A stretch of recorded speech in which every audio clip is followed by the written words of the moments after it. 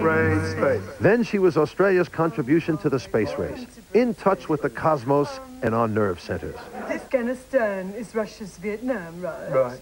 And realizing that Vietnam's Vietnam is Kampuchea, I think that we should really say that Poland is Russia's Kampuchea.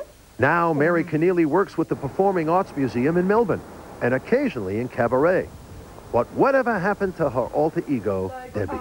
Debbie will be really tackling the hard issues still. Making sure that women aren't left to darn holes in the internet, which men have left after, you know, multiple hanging 10, 20, whatever. Wow. Or she may be an arts bureaucrat. You never know. All right. The great Jack Benny was a master of the pregnant pause. His built-up reputation as a skinflint produced one of the longest laughs ever recorded on TV. Jack was supposedly walking down an alley when a mugger came up behind him and said, "All right, your money or your life?" Benny said nothing for a very long time. The audience was hysterical. Finally, the mugger said, "What are you waiting for? Your money or your life?" And finally, Jack said, I'm thinking. On Australian television, the longest laugh is credited to my old mate, Bert Newton, and the legendary Joff.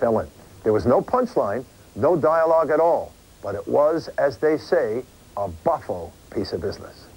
May I just have a look at it? What a gorgeous little thing. It went on for about 3-4 minutes, the laugh we walked, milked it as hard as we could go, and it's the biggest laugh I think I've ever harbored.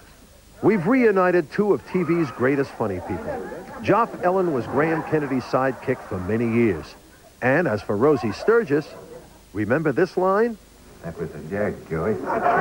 This is Joyce. I can't laugh, George, because you didn't tell me. And I can remember saying to Graham, "Oh, I suppose we'd have to be 75 at least, wouldn't we?" He said, "Yes." And I come in saying, George. He'd say, "What is it there with the teeth out?" And I'm 75 now. Joff and Rosie remained good friends 45 years after they first locked Funny Bones. You still look as good as the day I first saw you. With your glasses, dear. Rosie realized at an early age that there was more money in being funny than in tap dancing. Now that she's in retirement, she can afford to kick up her heels.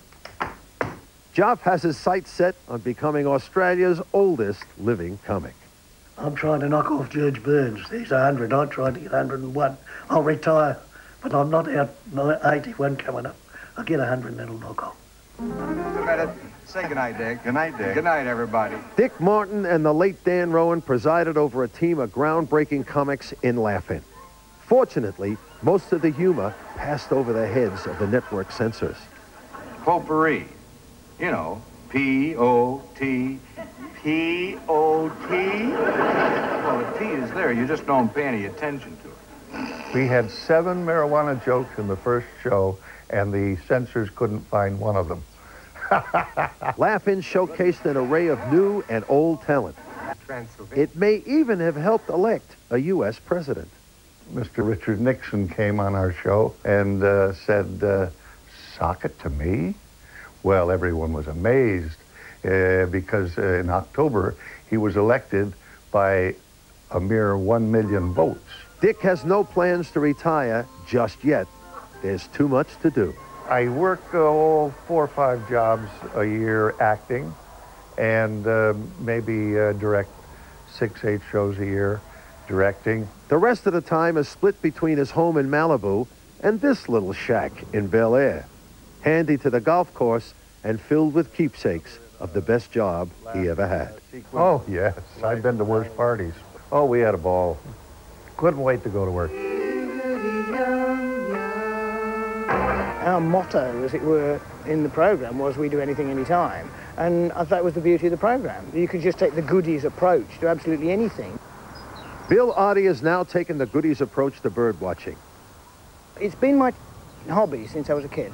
I never really intended to make it work. A string of books and documentaries has kept Bill in the public eye. People think of me now as the bird man in this country. Phil's standout memory of the goodies is the collaboration of 3 comic geniuses. Well, 2 out of 3, he reckons. Here we come into town. Graham and I wrote it with Tim's pen, basically, and we used to pay him a certain amount of money to keep out of the way. And he had a few ideas, and then we said, well, that's it, thank you very much, you go away and play golf.